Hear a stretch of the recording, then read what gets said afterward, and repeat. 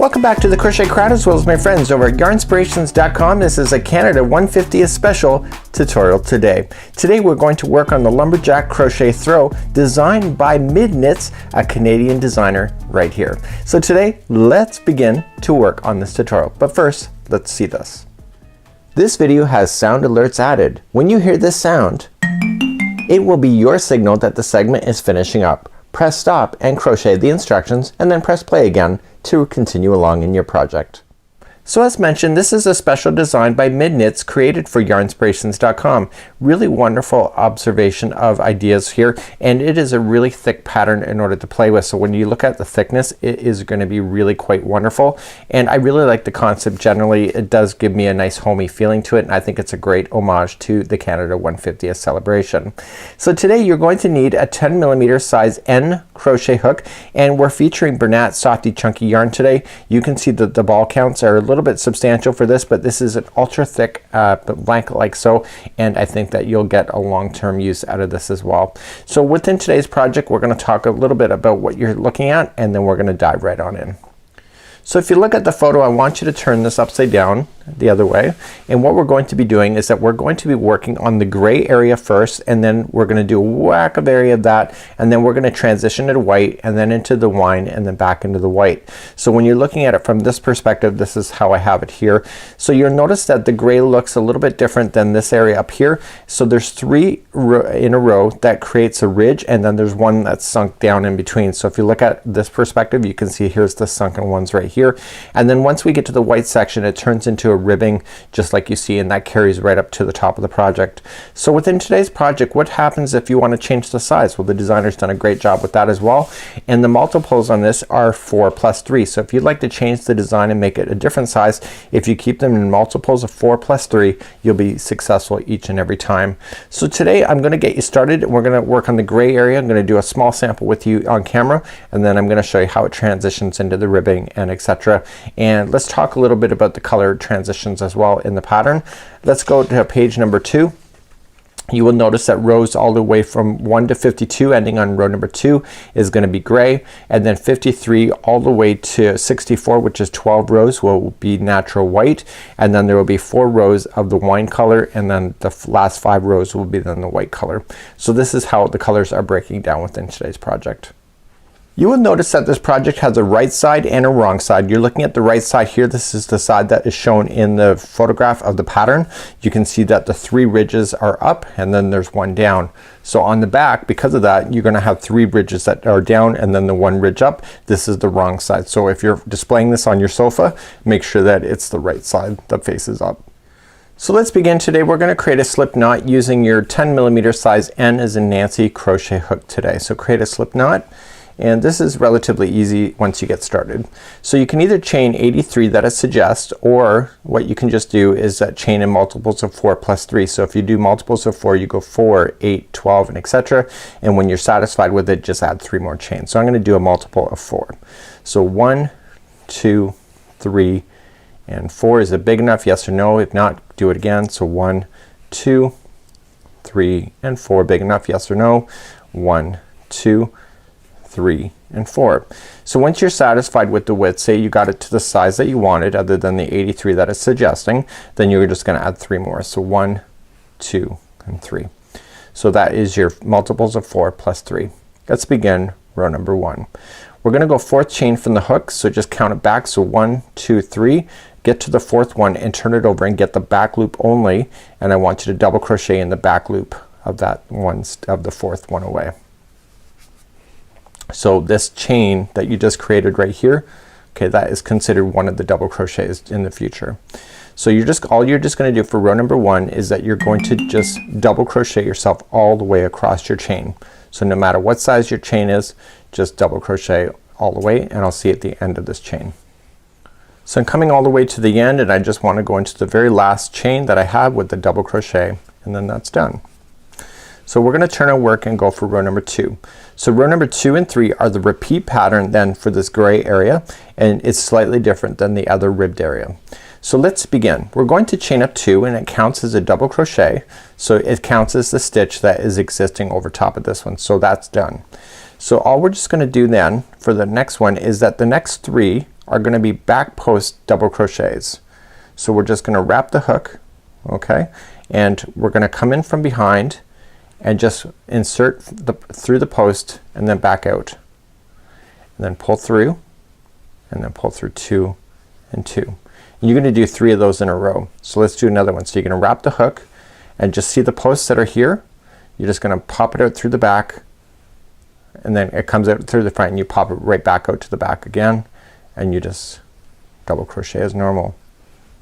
Okay, so do it again. So wrap and through the back post. It gets easier once you get more material onto this project, and you're gonna just do a back post double crochet. So you do 3 in a row. The next one is going to be 1 front post double crochet. So wrap the hook coming in from the front side of the post across, and then wrap and then pull through 2 and 2, and then that's it. So you want to continue to repeat your pattern going all the way across. So it's going to be 3 back post double crochets in a row. So 1 and 2. This is a matter of getting this pattern started. It gets easier. And then 3. And then the next one is going to be a front post double crochet. So just wrap the hook coming from the front side and over. So just think of it as in groups of 3 for the back post, and then the 4th one is the front post. When you get all the way to the end, okay, you're just going to keep repeating that. When you get all the way to the end, you'll notice that there's going to be 4 stitches beyond this post that you see. So what you're going to do is that all the final 4 are all going to be back post double crochets. Okay, so that 4th one, we don't switch it over to be a front post double crochet at all. And you're thinking that doesn't really make sense because you've been working in groups of 3. It does make sense once it's visually done for you, and you'll see it done at a later time. So in the very back turning chain over here, you're gonna make that also into a back post double crochet, just like that. So you have what appears to be 3, what it is, 3 back post double crochets, but the very final there will be 4, and etc. So let's turn our work and go for row number 3. This is a repeat pattern.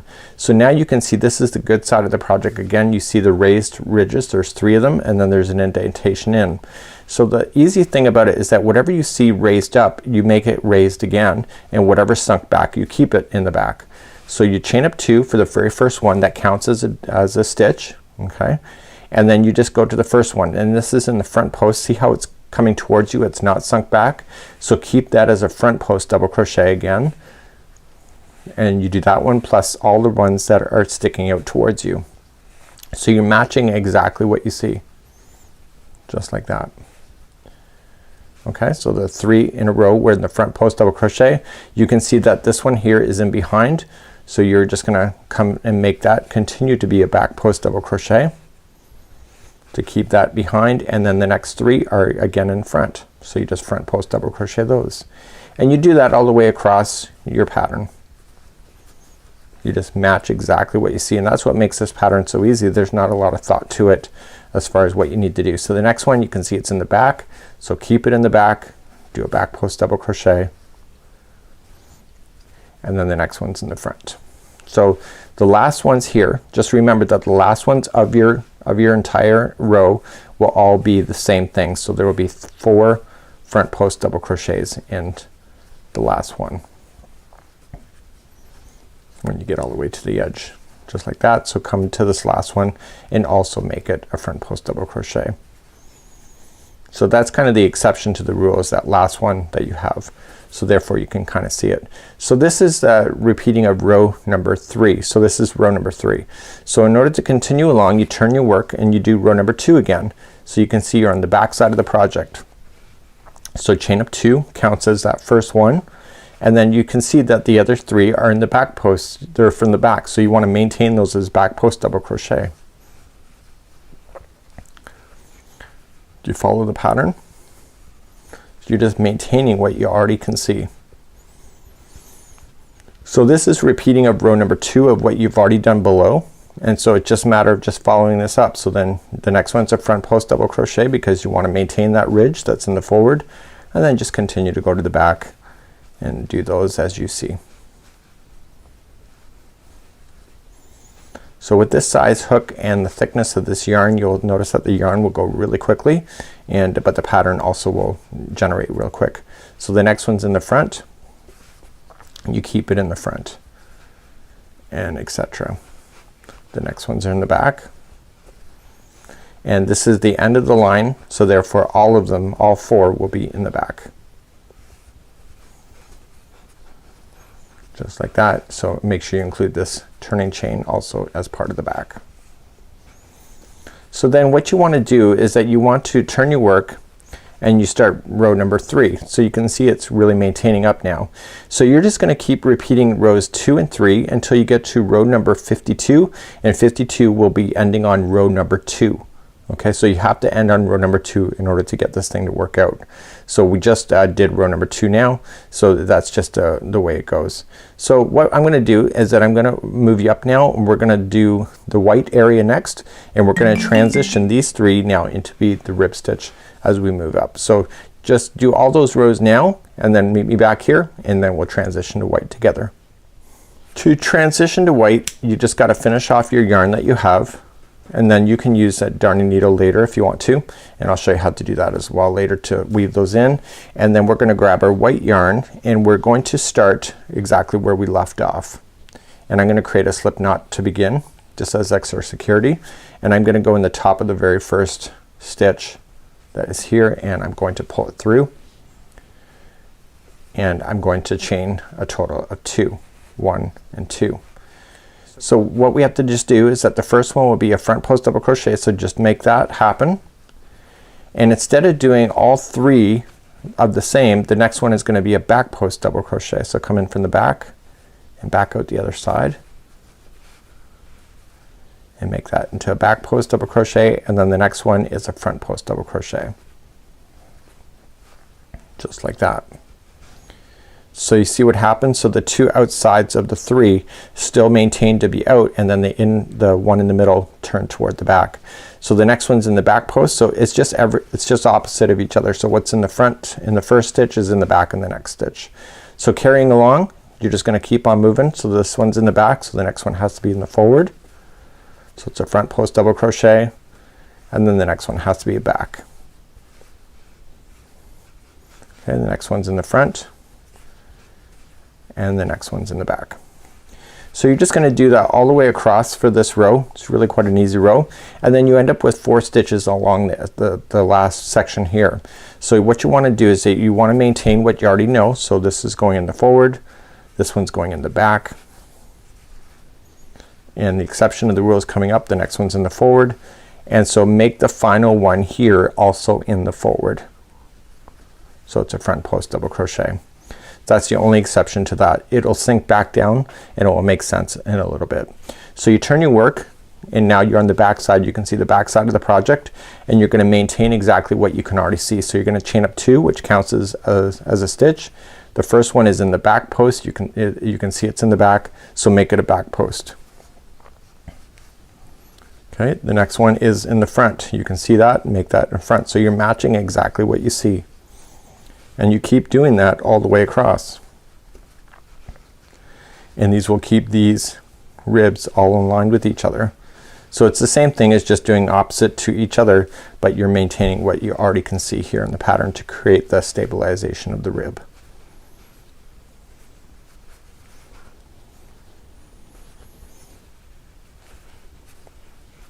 Okay, so you move all the way across. So what's gonna happen in the very final is the same thing. So when you get all the way across in the final, you're going to notice the same thing. So you can see that you got a back one next, and because this one is a back, the last one needs to be a back as well. So the last one has to be the same stitch as the one before it.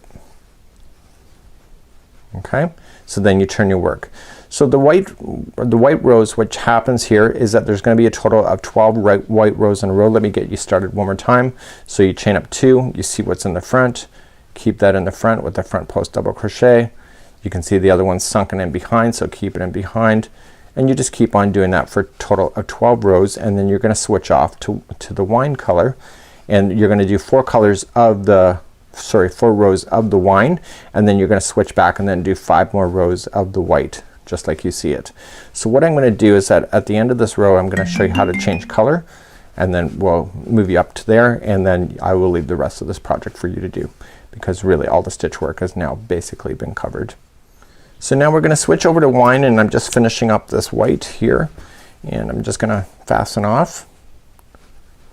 You can either do it this way or you can do it what it's suggesting in the pattern. It's up to you. It's your own creativity. You can decide what works. I'm gonna show you how to weave in the ends later, because you'll end up with some ends that you need to take care of. So now you're gonna grab your wine color, and it'll be a total of 4 rows doing the wine. You're going to create a slip knot to begin for extra security, and you're gonna start right on the edge here. So pull through and then chain 2, so it counts as a stitch.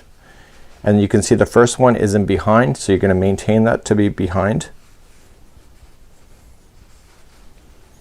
And then the next one here is going to be in the front. You can see that's in the front here. We're gonna take care of our loose ends later. So the next one's in behind, and etc. So you're just matching exactly everything. The ribbing of this wine area stays exactly the same as the white area, so it just matter of just it's a color change. It's nothing much more than that.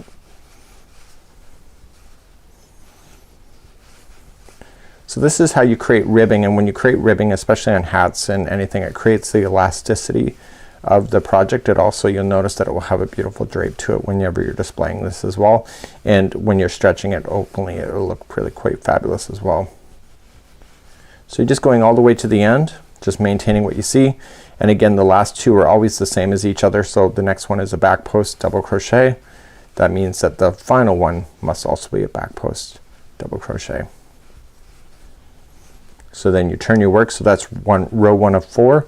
So then turning your work, chain up 2 counts as the first one, and then you just maintain. So you can see this was in the front, so keep it in the front, and etc.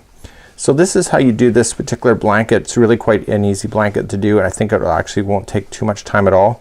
It'll go relatively quickly for you, and I think that you'll have a nice stellar homage to the Canada 150th, and I think it's a really neat idea. So you can have a lot of fun with this particular design. Let me show you how to chain or get rid of your loose ends. So what happens is that you end up with these loose strings in the end. So because it's nice thick yarn, just throw it through a darning needle. I wouldn't weave it in, I'd actually throw it through a darning needle. So now that it's in a darning needle, you're just gonna take it and you're just gonna go straight down into the actual project and pull it through. Okay, and then just come on down, and then just make sure everything's nice and loose, and then just go back up into the same yarn color itself and back up. Now the nice thing is that you're not changing this color that often, so it's not like you have much to worry about. And so what happens is that you end up being able to hide these loose ends really quite nicely, and then once you have that done, you can just safely just trim it down and right to the project, and you'll never see those. So you will do the same with the white. So just make sure you just weave in and out of the white area just like you see, and then same with the red as well. So it's actually not a hard pattern to be able to do, and when you look at it from this perspective, it's actually quite an amazing little project to do, and I think that you'll have a lot of fun doing it as well. So until next time, I'm Mikey on behalf of the Crochet Crowd as well as Yarnspirations.com. Have a great day. We'll see you again real soon.